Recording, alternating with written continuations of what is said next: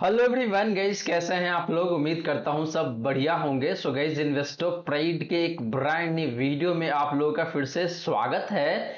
And guys, आज के इस वीडियो में हम लोग बात करने वाले हैं दो मिड कैप कैटेगरी के फंड के बारे में एंड दो स्मॉल कैप कैटेगरी के फंड के बारे में। जी हाँ दोस्तों, आपने बिल्कुल सही सुना।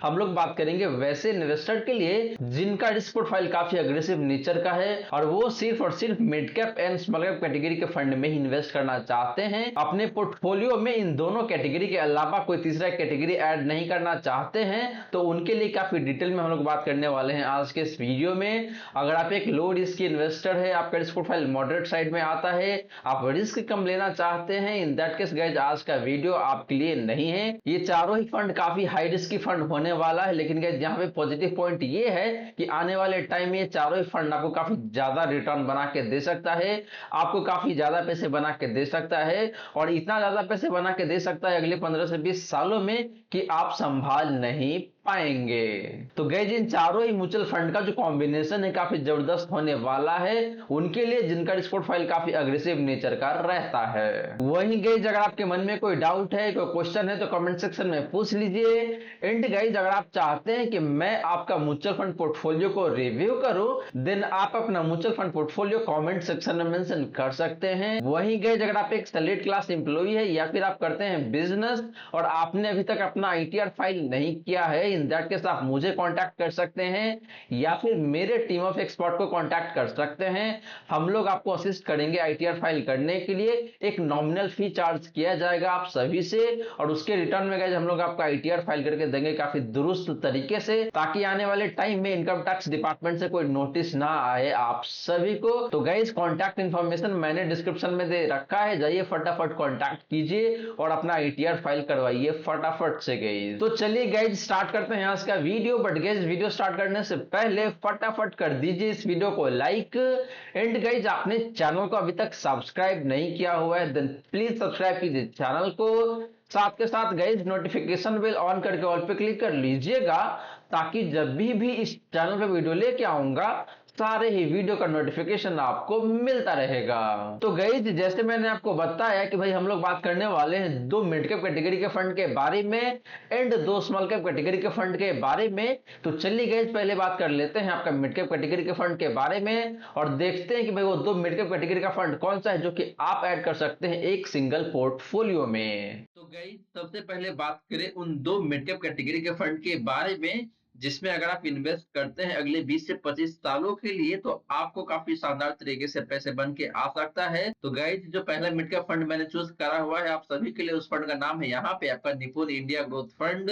बात करें guys second mid cap fund का, तो फंड मैंने चूज करा हुआ है यहाँ पे आप सभी के लिए और उस फंड का नाम है आपका Motilal Oswal mid cap fund. And guys, इन दोनों फंड्स को मैं कंपेयर करने वाला हूं इसकी कैटेगरी एवरेज से। तो सबसे पहले बात कर लेते हैं गाइस आपका लमसम रिटर्न का। तो लमसम के केस में देखें तो लास्ट 1 ईयर में निपुण ग्रोथ फंड का जो रिटर्न है जो काफी अच्छा दिखने को मिल रहा है और वो निकल के आता है यहाँ पे आपका 55.6% का। बात करिए guys Motilal Oswal mid cap fund का लास्ट 1 ईयर का रिटर्न का, तो वो निकल के आ रहा है यहाँ पे आपका 61.25% का। एंड बात करेंगे इस कैटेगरी एवरेज का लास्ट 1 ईयर का रिटर्न का, तो निकल के आ रहा है यहाँ पे आपका 50.84% का। तो गाइस, लास्ट 1 ईयर में दोनों ही मिड कैप फंड का रिटर्न काफी शानदार दिखने को मिल रहा है एंड दोनों ही फंड्स ने अपनी कैटेगरी एवरेज को काफी अच्छे खासे मार्जिन से बीट करा हुआ है लास्ट 1 ईयर में। बात करें गाइस पिछले 3 सालों का रिटर्न का, तो निपुण ग्रोथ फंड का जो रिटर्न है पिछले 3 सालों का वो निकल के आ रहा है यहाँ पे आपका 30.68% का। मोतीलाल ओसवाल मिड का फंड का पिछले 3 सालों का रिटर्न की बात करेंगे तो निकल के आ रहा है यहाँ पे आपका 38.98% का। एंड बात करेंगे इस कैटेगरी एवरेज का पिछले 3 सालों का रिटर्न का, तो निकल के आ रहा है यहाँ पे आपका 26.52% का। तो guys, similar to last 1 year पिछले 3 सालों में भी देखें तो यहाँ पे दोनों ही मिड कैप फंड का रिटर्न काफी शानदार दिखने को मिल रहा है एंड दोनों ही फंड्स ने अपने कैटेगरी एवरेज को काफी अच्छे खासे मार्जिन से बीट करा हुआ है पिछले 3 सालों में भी। बात करें गाइस पिछले 5 सालों का रिटर्न का, तो निपुण ग्रोथ फंड का जो रिटर्न है पिछले 5 सालों का वो निकल के आता है यहाँ पे आपका 25.01% का। बात करी गई इस मोतीलाल ओसवाल मिड का फंड का पिछले 5 सालों का रिटर्न का, तो निकल के आ रहा है यहाँ पे आपका 27.68% का। एंड बात करी गई इस कैटेगरी एवरेज का पिछले 5 सालों का रिटर्न का, तो निकल के आ रहा है यहाँ पे आपका 23.07% का। तो गई पिछले 5 सालों में भी देखे तो यहाँ पे दोनों ही मिड का फंड का रिटर्न काफी शानदार दिखने को मिल रहा है। एंड दोनों ही फंड्स ने अपनी कैटेगरी एवरेज को काफी ठीक ठाक मार्जिन से बीट करा हुआ है। तो गाइस यहाँ पे देखें तो ओवरऑल दोनों ही मिड का फंड का रिटर्न काफी शानदार दिखने को मिल रहा है अक्रॉस द टाइम फ्रेम। वो चाहे बात करें आप लास्ट 1 ईयर का या फिर पिछले 3 सालों का या फिर पिछले 5 सालों का, हर एक टाइम फ्रेम में दोनों ही मिड का फंड ने अपनी कैटेगरी एवरेज को काफी अच्छे खासे मार्जिन से बीट करा हुआ है। वही गाइस बात करें इन दोनों ही फंड्स का एसआईपी रिटर्न का, तो सबसे पहले बात करते हैं लास्ट 1 ईयर का। तो लास्ट 1 ईयर में निप्पॉन ग्रोथ फंड का जो रिटर्न है जो निकल के आ रहा है यहाँ पे आपका 44.63% का। मोतीलाल ओसवाल मिड का फंड का लास्ट 1 ईयर का एसआईपी रिटर्न की बात करें गई तो निकल के आ रहा है यहाँ पे आपका 58.26% का। तो गई एसआईपी के मामले में देखें तो लास्ट 1 ईयर में दोनों फंड का रिटर्न काफी अच्छा दिखने को मिल रहा है। हालांकि मोतीलाल ओसवाल मिड का फंड कंपैरेटिवली ज्यादा बेहतर तरीके से परफॉर्म कर रहा है। बात करेंगे पिछले 3 सालों का रिटर्न का, तो निप्पॉन ग्रोथ फंड का जो रिटर्न है पिछले 3 सालों का एसआईपी के केस में वो निकल के आता है यहाँ पे आपका 30.71% का। मोतीलाल ओसवाल मिड का फंड का पिछले 3 सालों का रिटर्न की बात करेंगे तो निकल के आ रहा है यहाँ पे आपका 37.9% का। तो गई पिछले 3 सालों में भी देखें तो यहाँ पे दोनों फंड का रिटर्न काफी अच्छा दिखने को मिल रहा है एसआईपी के मामले में। एंड बहुत शानदार तरीके से आपको रिटर्न बना के दिया हुआ है। वही गई बात करें पिछले 5 सालों का रिटर्न का, तो निप्पॉन ग्रोथ फंड का जो रिटर्न है पिछले 5 सालों का वो निकल के आ रहा है यहाँ पे आपका 31.17% का। एंड बात करेंगे मोतीलाल ओसवाल मिड का फंड का पिछले 5 सालों का रिटर्न का, तो निकल के आ रहा है यहाँ पे आपका 35.69% का। तो गैस पिछले 5 सालों में भी देखें तो यहाँ पे दोनों फंड का रिटर्न काफी अच्छा दिखने को मिल रहा है एसआईपी के मामले में। तो गैस रिटर्न के आधार पे देखें तो यहाँ पे दोनों फंड काफी शानदार है, मुझे कहीं कोई दिक्कत लग नहीं रहा है। अक्रॉस द टाइम फ्रेम दोनों फंड का रिटर्न काफी शानदार दिखने को मिल रहा है, वो चाहे बात करें आप लमसम रिटर्न का या फिर एसआईपी रिटर्न का। अब चलिए गाइस बात कर लेते हैं इन दोनों मिड का फंड का डिफरेंट रिस्क रेशियोज का एंड पोर्टफोलियो ओवरलैपिंग का। तो गाइस बात करें रिस्क रेशियोज का, तो सबसे पहले बात करते हैं यहाँ पे आपका स्टैंडर्ड डिवीजन का। तो जो पहला फंड यानी कि निप्पॉन ग्रोथ फंड है, इस फंड का डिवीजन है जो निकल के आ रहा है यहाँ पे आपका 15.07 का। बात करेंगे इस मोतीलाल ओसवाल मिड का फंड का डिवीजन का, तो निकल के आ रहा है यहाँ पे आपका 15.66 का। एंड बात करेंगे इस कैटेगरी एवरेज का डिवीजन का, तो निकल के आ रहा है यहाँ पे आपका 14.76 का। तो गैस दोनों ही फंड का डिवीजन थोड़ा सा ज्यादा है अपनी कैटेगरी के कंपैरिजन में। इसका मतलब ये है गैस कि दोनों फंड का रिटर्न थोड़ा सा ज्यादा वोलेटाइल रहता है अपनी कैटेगरी एवरेज के कंपैरिजन में। बात करें गैस शार्प रेशियो का, तो निप्पॉन ग्रोथ फंड का जो शार्प रेशियो है जो निकल के आता है यहाँ पे आपका 1.18 का। मोतीलाल ओसवाल मिड का फंड का शार्प रेशियो की बात करेंगे इस तो निकल के आ रहा है यहाँ पे आपका 1.48 का। एंड बात करेंगे इस कैटेगरी एवरेज का शार्प रेशियो का, तो वो निकल के आ रहा है यहाँ पे आपका 0.95 का। तो गई शार्प रेशियो के मामले में भी देखें तो यहाँ पे दोनों फंड का शार्प रेशियो काफी अच्छा दिखने को मिल रहा है अपने कैटेगरी के कंपैरिजन में। इसे ये पता चलता है गैस कि दोनों फंड का रिटर्न काफी अच्छा रहता है अपने रिस्क के कंपैरिजन में। बात करी गई अल्फा का, तो निप्पॉन ग्रोथ फंड का जो अल्फा है जो निकल के आता है यहाँ पे आपका 2.32% का। मोतीलाल ओसवाल मिड का फंड का अल्फा की बात करी गई तो निकल के आता है यहाँ पे आपका 9.01% का। एंड बात करी गई कैटेगरी एवरेज का अल्फा का, तो निकल के आता है यहाँ पे आपका नेगेटिव 0.68% का। तो गई अल्फा भी देखें तो यहाँ पे दोनों ही मिड का फंड का काफी शानदार दिखने को मिल रहा है। इसका मतलब यही है कि दोनों फंड का रिटर्न काफी अच्छा रहता है अपने बेंचमार्क इंडेक्स के कंपैरिजन में। तो गई ये नहीं बात आपका इन दोनों ही मिड कैप फंड्स का डिफरेंट रिस्क रेशियोज का, और यहाँ पे देखें तो ओवरऑल दोनों ही फंड काफी शानदार है। दोनों फंड का सिंडिकेशन देखें तो थोड़ा सा ज्यादा जरूर है, लेकिन जैसे ही आप बात करते हैं शार्प रेशियो का या फिर अल्फा का, तो दोनों फंड का शार्प रेशियो एंड अल्फा काफी शानदार दिखने को मिल रहा है अपने कैटेगरी रिस्क के कंपैरिजन में। इसका मतलब यही है कि दोनों फंड का रिस्क लेवल थोड़ा सा ज्यादा जरूर है, लेकिन जैसे ही बात आता है रिटर्न का, तो रिटर्न के मामले में दोनों फंड काफी शानदार तरीके से आपको रिटर्न बना के देता है। वही गाइस बात करें इन दोनों ही फंड्स का पोर्टफोलियो ओवरलैपिंग का, तो यहाँ पे जो पोर्टफोलियो ओवरलैपिंग है इन दोनों फंड के बीच में वो निकल के आता है कि यहाँ पे आपका 17% का, यानी कि दोनों फंड के बीच में जो कॉमन स्टॉक है या फिर कॉमन होल्डिंग है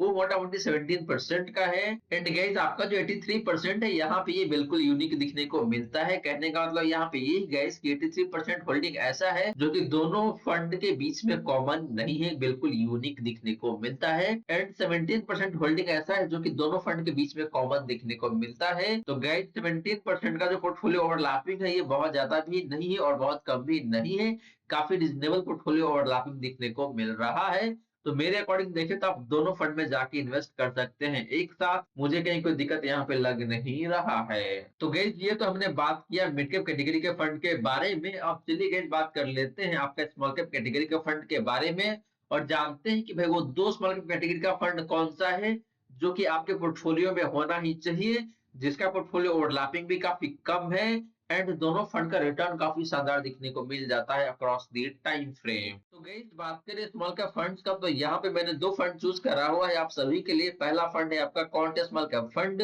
दूसरा फंड है गाइस यहाँ पे आप सभी के लिए Nippon India small cap fund. And guys इन दोनों फंड्स को मैं कंपेयर करने वाला हूँ इसकी कैटेगरी एवरेज से। तो सबसे पहले बात कर लेते हैं गाइस आपका लमसम रिटर्न का। तो लमसम के केस में देखें तो लास्ट 1 ईयर में क्वांट स्मॉल का फंड का जो रिटर्न है गाइस जो निकल के आता है यहाँ पे आपका 21.76% का। निप्पॉन स्मॉल का फंड का लास्ट 1 ईयर का रिटर्न की बात करें गाइस तो निकल के आता है यहाँ पे आपका 56.83% का।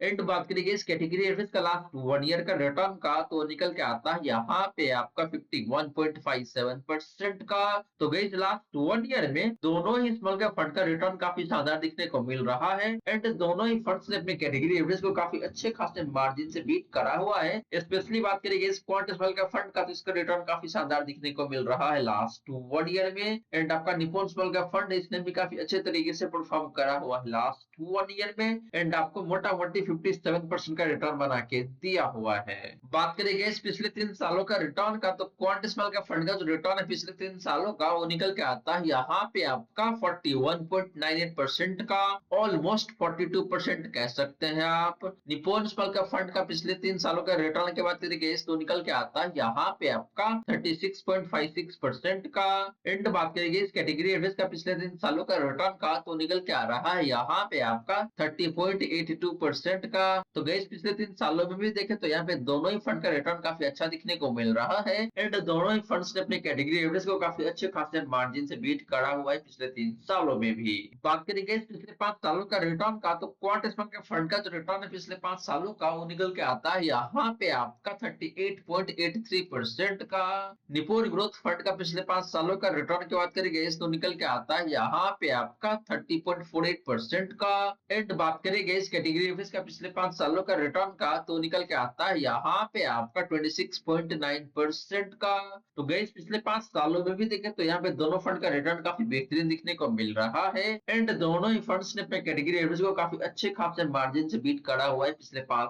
सालों में भी। तो गैस लमसम के मामले में देखो तो यहाँ पे दोनों फंड का रिटर्न काफी शानदार दिखने को मिल रहा है अक्रॉस द टाइम फ्रेम। वहीं गैस बात करें इन दोनों ही फंड्स के एसआईपी रिटर्न का तो सबसे पहले बात करते हैं लास्ट 1 ईयर का।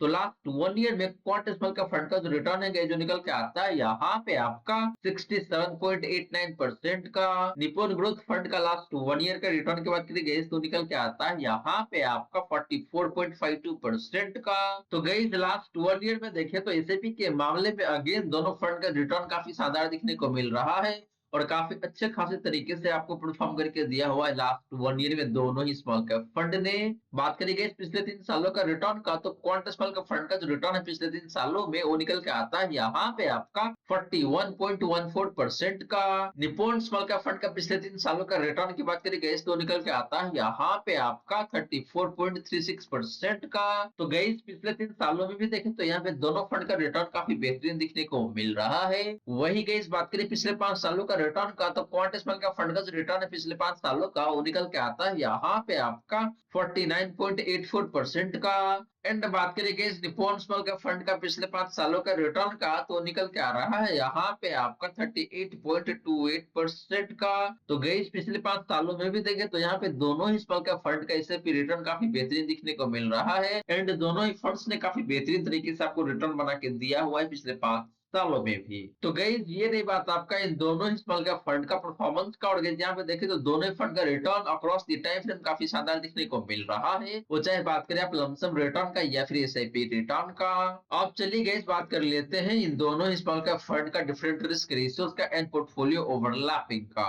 बात करें गाइस रिस्क रेशियोज का तो सबसे पहले बात करते हैं डिस्ट्रीब्यूशन का। तो क्वांट स्मॉल का फंड की बात करेंगे तो निकल के आता है यहाँ पे आपका 20.07 का। बात करेंगे निप्पॉन स्मॉल का फंड का सिनेविशन का तो निकल के आता है यहाँ पे आपका 15.7 का। एंड बात करेंगे इस कैटेगरी एवरेज का सिनेविशन का तो निकल के आता है यहाँ पे आपका 15 का। तो गैस दोनों फंड का सिनेविशन देखे तो अपनी कैटेगरी एवरेज से ज्यादा है। इसका मतलब यही गैस कि दोनों फंड का रिटर्न काफी ज्यादा वोलेटाइल रहता है। स्पेशली बात करेंगे इस क्वांट स्मॉल का फंड का तो इसका सिनेशन बहुत ही ज्यादा देखने को मिल रहा है 20.07 का। इसका मतलब यही गैस कि ये फंड ज्यादा वोलेटिलिटी दिखाता है। जब मार्केट में तेजी रहेगा तो उसके इसमें ज्यादा रिटर्न बना के आपको देगा, वही जब मार्केट में गिरावट आएगी तो उसके इसमें ये फंड आपको ज्यादा लॉस भी बना के दे सकता है। बात करिए गैस साप रेशियो का तो क्वांट स्मॉल का फंड का जो साप रेशियो है जो निकल के आता है यहाँ पे आपका 1.4 का। निप्पॉन स्मॉल का फंड का साप रेशियो की बात करिए गैस तो निकल के आता है यहाँ पे आपका 1.43 का। एंड बात करिए इस कैटेगरी एवरेज का साप रेशियो का तो वो निकल के आता है यहाँ पे आपका 1.11 का। तो गई साप रेशियो देखें तो दोनों फंड का साप रेशियो काफी बेहतरीन दिखने को मिल रहा है। इसका मतलब यही है कि दोनों फंड जितना रिस्क लेता है उसकी कंपैरिजन में आपको ज्यादा रिटर्न बना के देता है। बात करिए अल्फा का तो क्वांट स्मॉल का फंड का जो अल्फा है जो निकल के आता है यहाँ पे आपका 8.5% का। निप्पॉन स्मॉल का फंड का अल्फा की बात करिए तो निकल के आता है यहाँ पे आपका 6.4% का। एंड बात करिए इस कैटेगरी एवरेज का अल्फा का तो निकल के आता है यहाँ पे आपका 1.98% का। तो गई अल्फा भी देखे तो यहाँ पे दोनों फंड का काफी बेहतरीन दिखने को मिल रहा है। इसका मतलब यही गई कि दोनों फंड अपने बेंचमार्क इंडेक्स को काफी अच्छे खासे मार्जिन से बीट करता है अगर आप बात करते हैं पिछले 3 सालों का रिटर्न का। तो गई ये रही बात आपका इन दोनों ही स्मॉल का फंड का डिफरेंट रिस्क रेशियोज का। और यहाँ पे देखिए तो ओवरऑल दोनों ही फंड काफी अच्छा दिखने को मिल रहा है। हालांकि दोनों फंड का सिंडिकेशन थोड़ा सा ज्यादा जरूर है, लेकिन जैसे ही आप बात करते हैं साप रेशियो का या फिर अल्फा का तो ये दोनों नंबर काफी बेहतरीन दिखने को मिल रहा है इन दोनों ही स्मॉल कैप फंड का। वही गई बात करें इन दोनों ही स्मॉल कैप फंड का पोर्टफोलियो ओवरलैपिंग का तो गई जो पोर्टफोलियो ओवरलैपिंग है यहाँ पे वो निकल के आता है आपका मोटा मोटी 4% का। यानी कि दोनों फंड के बीच में जो कॉमन होल्डिंग है जो मोटा मोटी 4% का दिखने को मिल रहा है। एंड जो यूनिक होल्डिंग है जो निकल के आता है यहाँ पे आपका 96% का। तो गई 4% का पोर्टफोलियो ओवरलैपिंग काफी शानदार दिखने को मिल जाता है। कहने का मतलब ये है कि ये जो ओवरलैपिंग है ये लोअर साइड में दिखने को मिल रहा है। तो अगर आप अपने पोर्टफोलियो में दो स्मॉल कैप कैटेगरी के फंड को रखना चाहते हैं इन दैट केस ये दोनों फंड आपके लिए काफी बेहतरीन हो सकता है स्मॉल कैप कैटेगरी से, जिसने आपको रिटर्न भी काफी शानदार तरीके से बना के दिया हुआ है। रिस्क लेवल भी देखें तो काफी अच्छा दिखने को मिलता है 12% डिवीजन जो कि थोड़ा सा हाइट साइड में है। एंड दोनों फंड के बीच में ओवरलैपिंग भी काफी कम दिखने को मिलता है। लेकिन ये एक बात मैं आप सभी को बताना चाहता हूं कि जो निप्पॉन स्मॉल का फंड है यहाँ पे सिर्फ और सिर्फ एसआईपी ही अलाउड है। इस फंड में आप लमसम नहीं कर पाएंगे। तो अगर आपको लगता है कि भाई आप सिर्फ एसआईपी ही करना चाहते हैं इस फंड में देन आप इस फंड के साथ कंटिन्यू कर सकते हैं या फिर इस फंड में आप नया इन्वेस्टमेंट कर सकते हैं। वही अगर आपको लगता है कि भाई आपको ऐसा फंड चाहिए जहाँ पे लमसम भी अलाउड हो और एसआईपी भी अलाउड हो in that case Nippon small का फंड के बदले आप अपने पोर्टफोलियो में कोई दूसरा स्मॉल कैप कैटेगरी के फंड को ऐड कर सकते हैं। तो गाइस ये रही बात आपका इन दोनों ही स्मॉल कैप फंड्स का हिस्टोरिकल रिटर्न का both in case of lump sum investment in SIP investment. And lastly guys हमने देखा कि इन दोनों फंड का रिस्क रेशियोज कैसा है एंड पोर्टफोलियो ओवरलैपिंग कैसा दिखने को मिल रहा है। तो गाइस ये रही सारी की सारी बातें जो हमने किया आज के वीडियो में। और गाइस यहाँ पे मैंने आपको मिड कैप कैटेगरी से दो फंड के बारे में काफी डिटेल में बताया है। पहला फंड था आपके लिए निप्पॉन ग्रोथ फंड, दूसरा फंड था गाइस यहाँ पे आपके लिए Motilal Oswal mid cap fund. Similarly guys मैंने आपको स्मॉल कैप कैटेगरी से भी दो फंड के बारे में काफी डिटेल में बताया था। पहला फंड था आपका यहाँ पे quant small cap fund and दूसरा फंड था गाइस यहाँ पे आपका Nippon India small cap fund. तो गाइस ये चार म्यूचुअल फंड है स्मॉल कैप कैटेगरी से एंड मिड कैप कैटेगरी से जहां पे जाके आपको इन्वेस्ट करना है। बट गाइस ध्यान रहे ये चारों ही म्यूचुअल फंड काफी हाई रिस्क की नेचर का म्यूचुअल फंड है।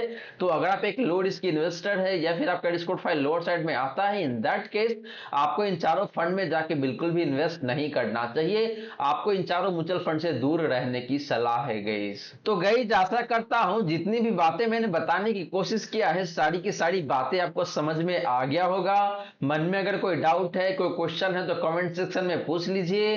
वही गाइस वीडियो अच्छी लगी हो या फिर वीडियो थोड़ा सा भी हेल्पफुल हो आप सभी को, देन प्लीज वीडियो को लाइक करके अप्रिशिएट करें। एंड गाइस आपने चैनल को अभी तक सब्सक्राइब नहीं किया हुआ है देन प्लीज सब्सक्राइब कीजिए चैनल को।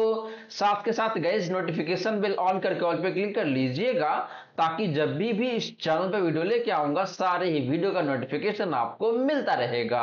So guys thank you so much for watching this video. मिलते हैं अगले वीडियो में। जय हिंद जय भारत।